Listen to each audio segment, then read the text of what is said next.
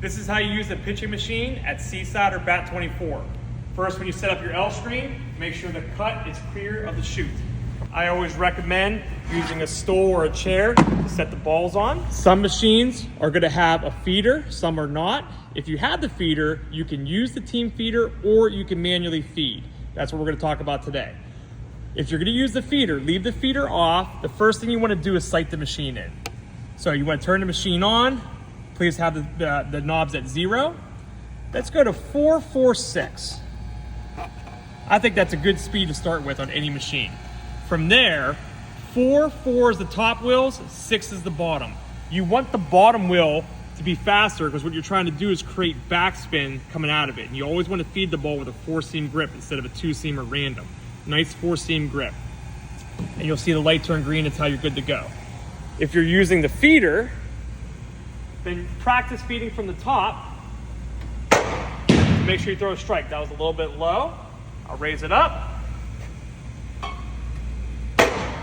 There, we're good to go. Now, to make your adjustments up and down and left and right, here's your up and down to make it higher or lower.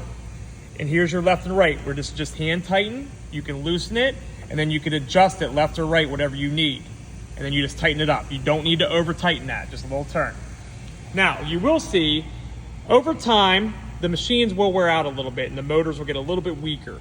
So you might see the ball might cut to the left or cut to the right, or it might drop a little bit. Let's say the ball cuts to the right.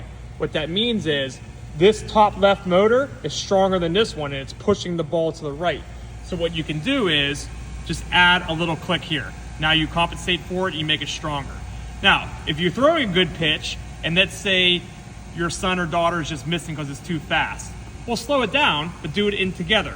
1, 2, 3, 1, 2, 3, 1, 2, 3. That's going to keep the same flight of the ball. However, it's going to be slower and the machine will tell you when it's ready.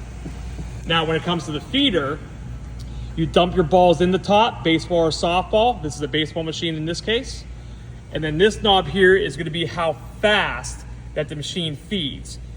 We don't use the remote controls, so you will have a manual on, where you can flick it on, the drum starts turning, and then this is going to be your ball feeding. Now you will see there is no off button, so naturally you don't want to walk in front of the machine. Shut it off, you walk around, shut it off, make sure the green light's off, you can turn the speed down, always shut your machine off, turn the knobs back to 0. Pick up all your balls, reset your cage.